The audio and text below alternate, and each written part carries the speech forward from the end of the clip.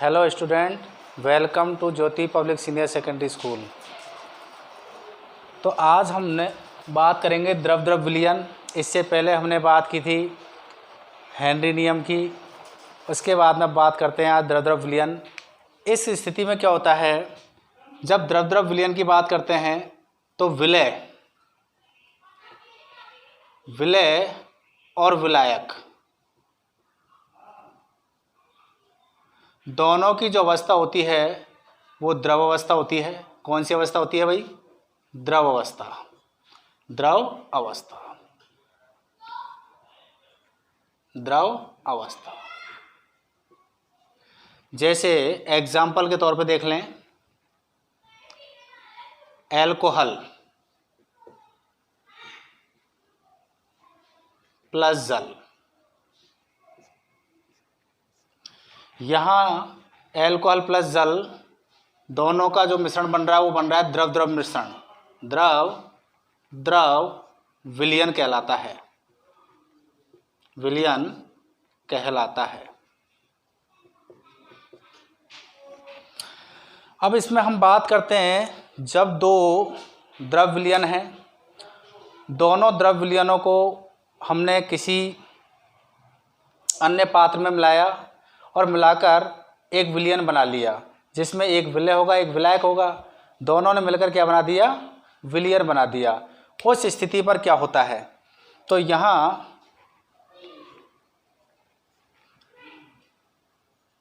द्रव विलयनों के वाष्प दाब की हम बात करते हैं। वाष्प दाब, जैसे सपोज करो ये कोई भी पात्र है, खुला हुआ पात्र है। इस खुले हुए पात्र में दो पदार्थ ए व बी उपस्थित हैं, अर्थात विलय और विलायक दोनों उपस्थित हैं। एक निश्चित टेम्परेचर इसे दिया जाता है, निश्चित ताप। उस स्थिति में क्या होता है कि विलय और विलायक दोनों के जो कण हैं वो वाष्प के रूप में कन्वर्ट होंगे। चूँकि यह पात्र खुला हुआ है, इसीलिए ये वाष्प के कण वायुमंडल में चले जाएंगे। कहाँ चले जाएंगे भाई? वायुमंडल में चले जाएंगे।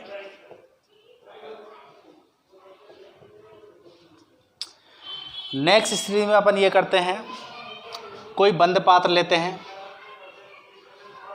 बंद पात्र लिया, ये बंद पात्र है। इस बंद पात्र में एक पदार्थ जो कि द्रव पदार्थ है, ए इसमें डाला हुआ है और इसे एक निश्चित टेम्परेचर देते हैं, निश्चित ताप। जैसे 60 डिग्री सेल्सियस, 70 डिग्री सेल्सियस निश्चित टेम्परेचर रखते हैं। जब रखते हैं तो जो ये मिश्रण है या कोई भी अवयवी कण है एक है, तो ये जो घटक है ये धीरे धीरे वाष्प में कन्वर्ट होगा। द्रव से वाष्प में कन्वर्ट होने की दर पहले ज़्यादा होगी, धीरे धीरे वाष्प बढ़ती चली जाएगी और कुछ समय पश्चात ये वाष्प धीरे धीरे द्रव अवस्था में कन्वर्ट होना शुरू हो जाएगी। अर्थात घटक का वाष्प द्रव से वाष्प में कन्वर्ट होना, वाष्प से पुनः द्रव में कन्वर्ट होना, एक अभिक्रिया अग्र अभिक्रिया कहलाती है, दूसरी अभिक्रिया प्रतिक्रिया कहलाती है। यहाँ जब दोनों अभिक्रियाएं का वेग जब समान हो जाता है, उस स्थिति में साम्य स्थापित हो जाता है। अर्थात वाष्पन की दर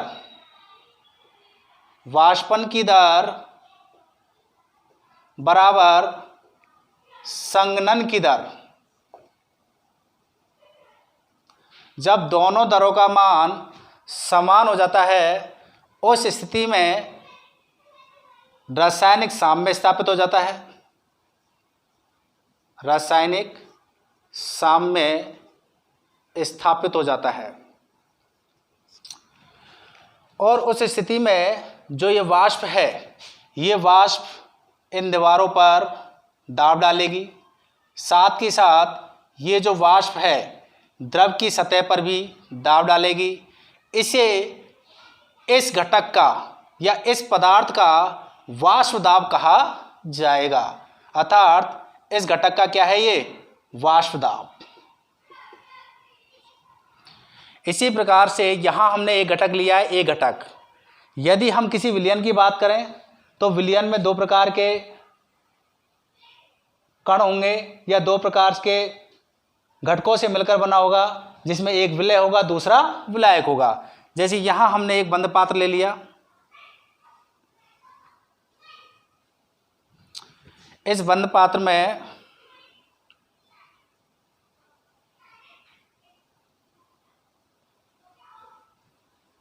दो प्रकार के पदार्थ उपस्थित हैं, ए भी है और बी भी है। अर्थात एक विलय है, दूसरा विलायक है।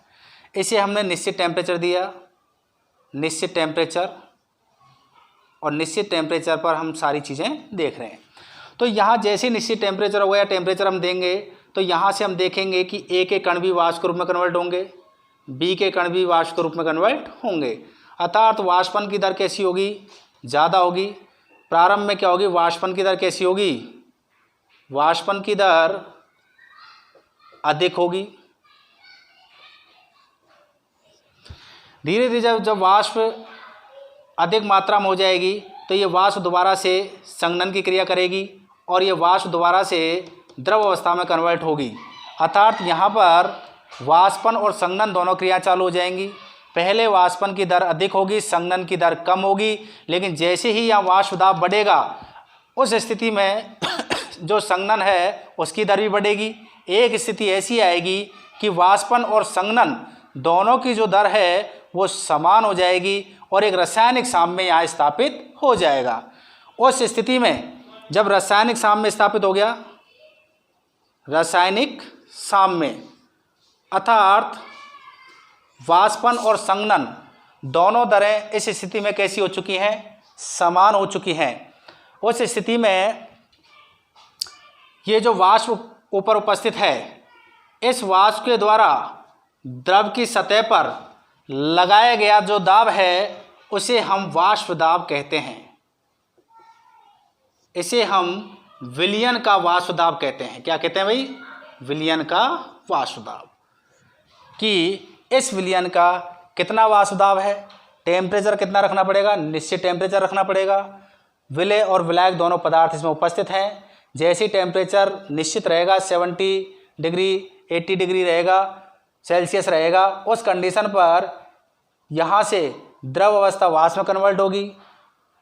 कुछ समय पश्चात वापस वाष्प द्रव में कन्वर्ट होना शुरू होगी। अर्थात वाष्पन और संघनन दोनों क्रियाएं चालू हो जाएंगी और एक कंडीशन पर वाष्पन की दर और संघनन की दर दोनों समान हो जाती हैं। दोनों समान होने की स्थिति में रासायनिक साम्य, क्योंकि ये अभिक्रिया है, अभिक्रिया में रासायनिक साम्य स्थापित हो जाता है और रासायनिक साम्य स्थापित होने पर उस स्थिति में जो ये वाष्प है ये द्रव की सतह पर दाब डालती है, दबाव डालती है। जितना वो दाब डालती है उसे ही विलयन का वाष्प दाब कहा जाता है।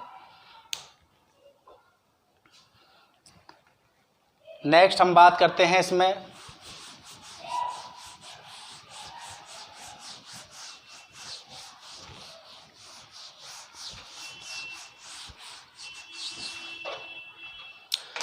नेक्स्ट इम्पोर्टेंट टॉपिक है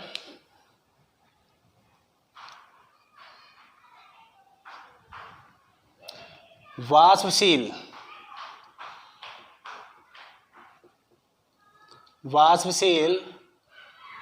विलय युक्त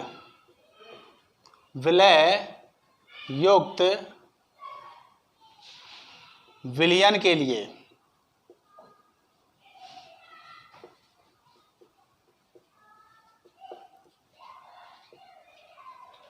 राउल्ट का नियम।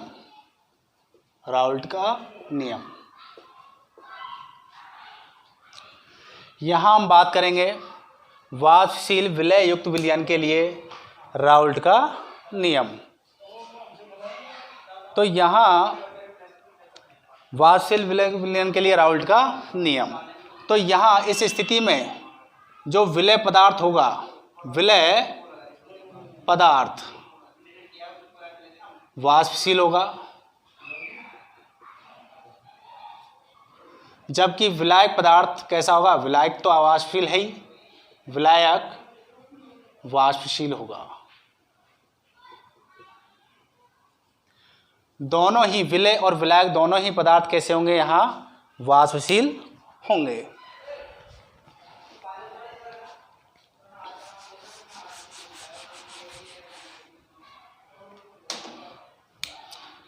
तो यहाँ हम बात कर लेते हैं, माना विलयन में दो घटक ए व बी हैं। माना विलयन में दो घटक ए व बी हैं,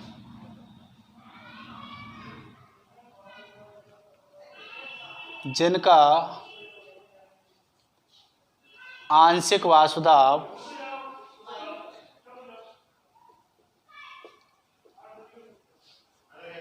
पीए व पीबी है। जिनका आंशिक वाष्पदाब पीए व पीबी है,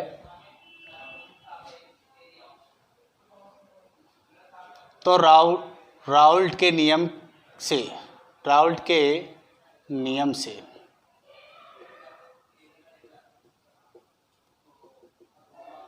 राउल्ट के नियम से तो राउल्ट के नियम से किसी विलयन में उपस्थित किसी घटक का आंशिक वाष्पदाब उस विलयन में उपस्थित उसके मोल भिन्न के समानुपाती होता है। अर्थात किसी विलयन में जो किसी घटक का आंशिक वाष्पदाब उस विलयन में उस घटक के मोल भिन्न के समानुपाती होता है। टेम्परेचर आपको निश्चित रखना पड़ेगा, निश्चित टेम्परेचर पर। तो यहाँ लिखते हैं निश्चित ताप पर, निश्चित ताप पर किसी विलयन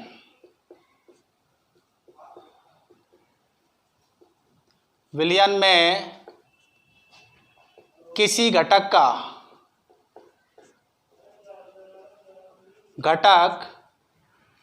का आंशिक वाष्पदाब विलयन में उस घटक के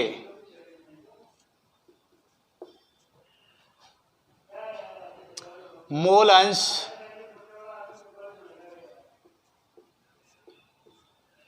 या मोल प्रभाज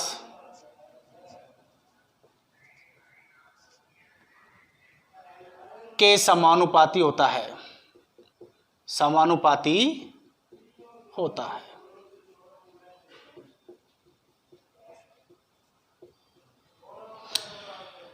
तो यहां हमने देखा कि दो प्रकार के घटक हैं जिनका आंशिक वाष्पदाब पीए और पीबी है। घटक अपने पास ए और बी है।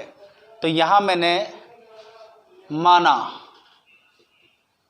घटक एक की बात कर लेते हैं। घटक ए वाष्पदाब कितना है इसका? पीए। तो हमारे पास परिभाषा के अनुसार देखो, किसी विलयन में किसी घटक का आंशिक वाष्पदाब पीए विलयन में उस घटक के मोल अंश मोल प्रभाज या मोल प्रभाज के समानुपाती होता है।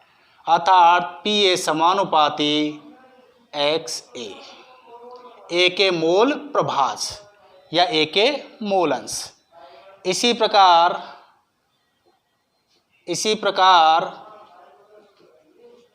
घटक बी की बात कर लेते हैं। घटक B।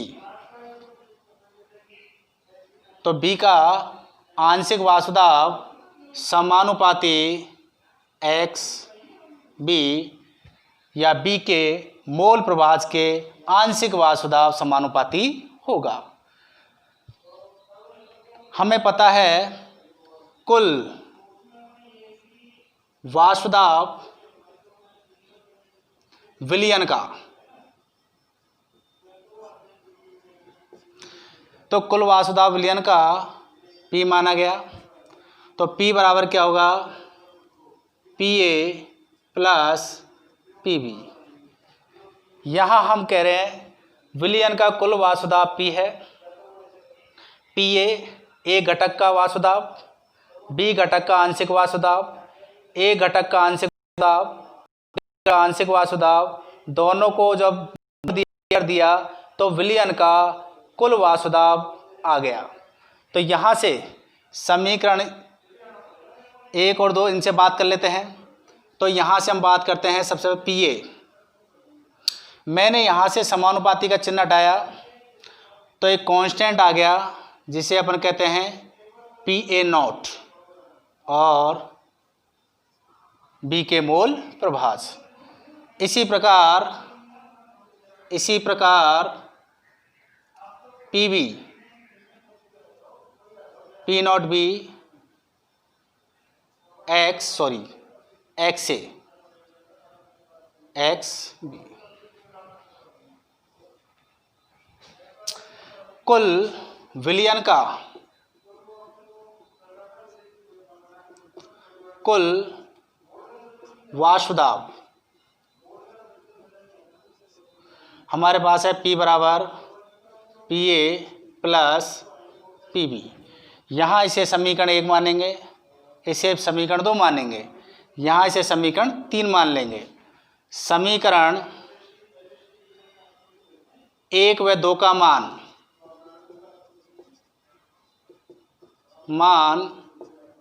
समीकरण 3 रखने पर PA का मान हमारे पास में कितना है, A का आंशिक वाष्पदाब P नॉट A XA। तो यहाँ मान रख देते हैं हम P बराबर P not A XA A के मोल अंश plus P not B XB। यहाँ हम देखते हैं ये अपने पास में क्या P नॉट A, ये P नॉट क्या A है, A की शुद्ध अवस्था में वाष्पदाब, A की शुद्ध अवस्था में। शुद्ध अवस्था कौन सी हो गई, जैसे यहाँ हम देखते हैं कोई बंद पात्र ले लिया और इसमें मैंने घटक A रखा हुआ है और टेम्परेचर कितना रख रखा है, निश्चित टेम्परेचर, निश्चित ताप रखा हुआ है। उस कंडीशन पर ये कण ऊपर जाएंगे, वाष्प अवस्था में कन्वर्ट होंगे, वाष्प में, वाष्प दोबारा से संघनन में कन्वर्ट होगी, वही प्रक्रिया होगी और एक साम्य में स्थापित होगा। और साम्य में जब स्थापित हो जाता है तो हम देखते हैं उस समय इस वाष्प के द्वारा इस सतह पर या दीवारों पर जितना दाब लगाया गया है उसे वाष्पदाब कहा जाएगा। लेकिन चूंकि ये शुद्ध अवस्था में है, कौन सा है, A है, इसीलिए इसे रिप्रेजेंट करते हैं P नॉट A से, अर्थात शुद्ध अवस्था में A का आंशिक वाष्पदाब। इसी प्रकार से P नॉट B की बात कर लेते हैं। P नॉट B अपने पास क्या है, शुद्ध अवस्था में B का आंशिक वाष्पदाब। तो यहाँ P नॉट A शुद्ध अवस्था में A घटक का आंशिक वाष्पदाब।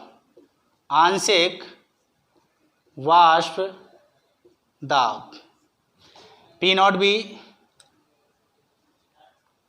शुद्ध अवस्था में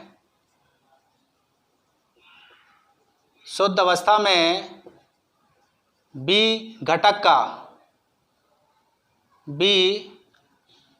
का आंशिक वाष्पदाब, आंशिक वाष्प दाब।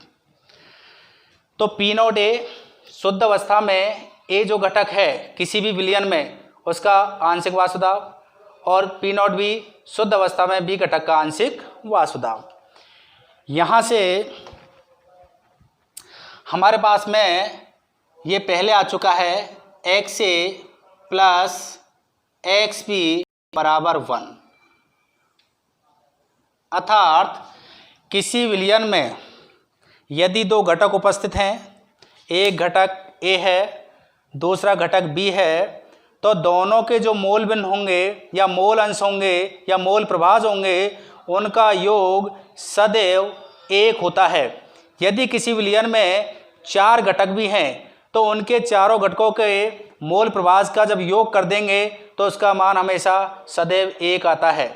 तो x A plus x B बराबर 1 होता है। यहाँ से मैं एक्स ए बराबर बात कर लेता हूँ, तो एक्स ए बराबर एक्स ए बराबर क्या होगा भाई, एक्स बी, एक्स ए बराबर 1 माइनस एक्स बी।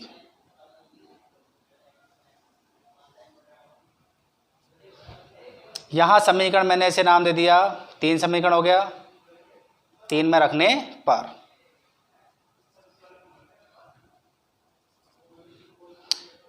अब यहाँ पर एक्स ए की जगह मैं ये मान रख देता हूँ, तो 5 का मान समीकरण 5 का मान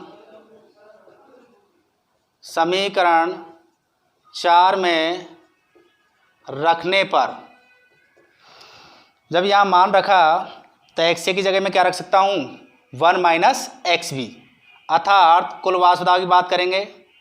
P not A X A की जगह मैंने रख दिया 1 minus X B plus P not B X B.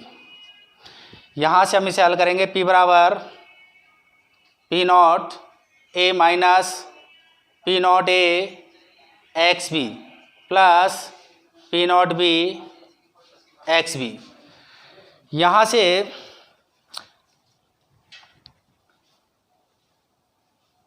तो आगे करते हैं हम इसे, P बराबर P minus P not A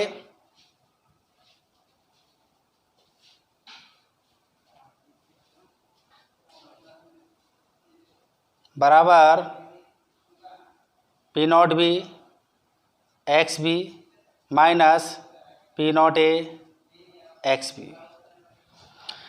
यहाँ से हमने एक्स बी कॉमन ले लिया, P minus P not A बराबर एक्स बी कॉमन हो गया, तो P not B minus P not a.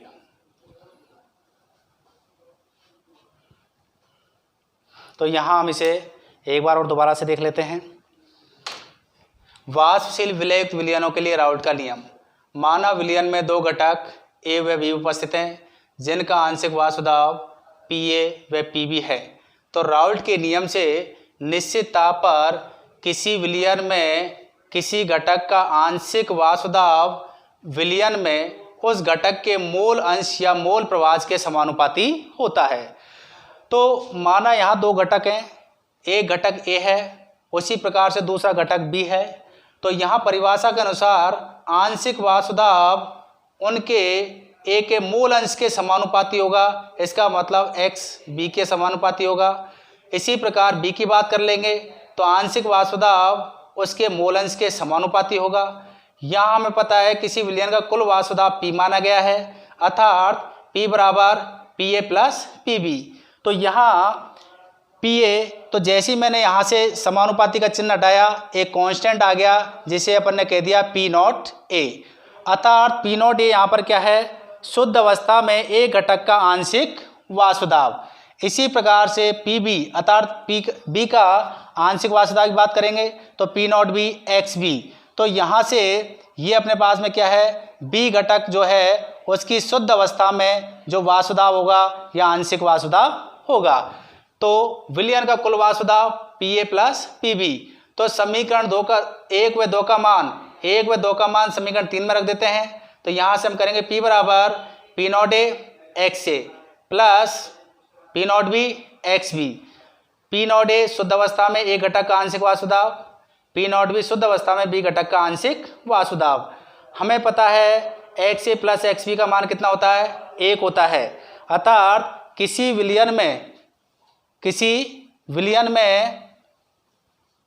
विलयन में जब 2 घटक हैं या 3 घटक हैं, उनके जब मोल भिन्नों की जब बात करते हैं तो उनका योग सदैव 1 आता है।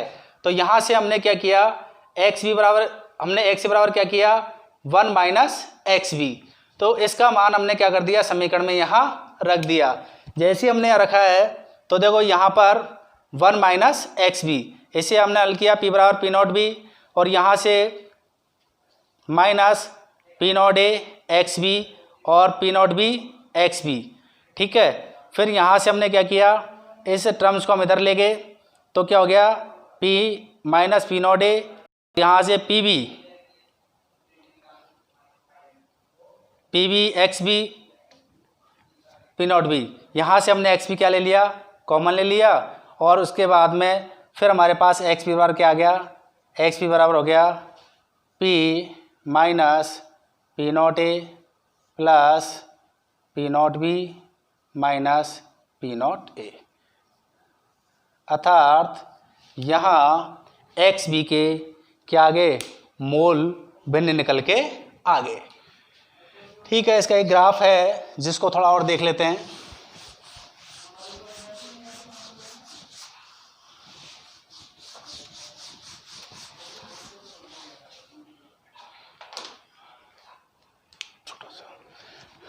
ग्राफ और थोड़ा सा इसका देख लें। ये हमारे पास यहाँ मान लिया पी नॉट ए, अर्थात एक्स ए बराबर 1 और एक्स बी बराबर 0। यहाँ एक्स बी बराबर 1, एक्स ए बराबर 0। पी नॉट ए शुद्ध अवस्था है, यहाँ पी नॉट बी, अर्थात जो बी घटक है उसकी शुद्ध अवस्था में वासुदाव बताया गया है। यहाँ हमने बात कर ली मोल प्रभास, और यहाँ बात कर ली आंशिक वासुदाव।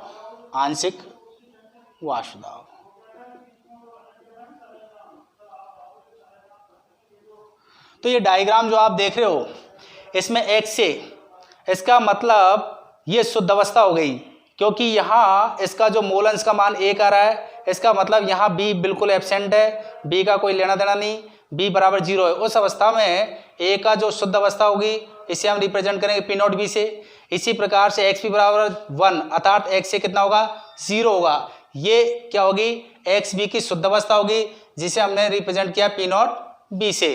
तो यहाँ से जो ये ग्राफ होगा,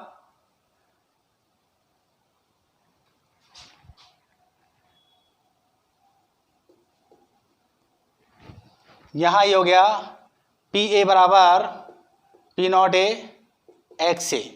इसी प्रकार पी बी बराबर P not B X B.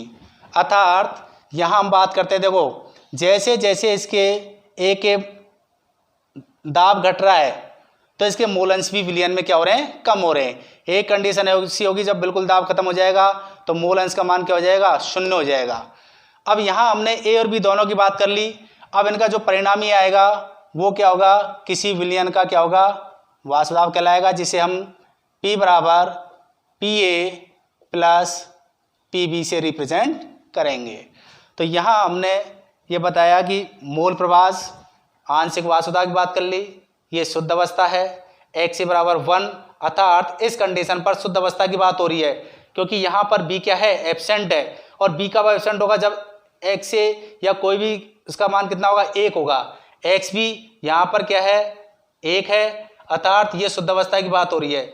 और जैसे जैसे इधर से इधर जा रहे हैं तो एक्स से, इसका मतलब जो ए के जो मूल अंश हैं उनका मान घट रहा है, साथ के साथ दाब का मान भी घट रहा है। ऐसे ही यहाँ पर बी का मान बढ़ता है तो मूल अंश का मान भी बढ़ता है। ठीक है, नेक्स्ट उसमें अवाष्पशील विलययुक्त विलयनों के लिए जो राउल्ट का नियम है उसकी हम नेक्स्ट क्लास में बात करेंगे। अगर आपको ये वीडियो अच्छा लगा हो तो इसे लाइक और सब्सक्राइब कर दें। धन्यवाद।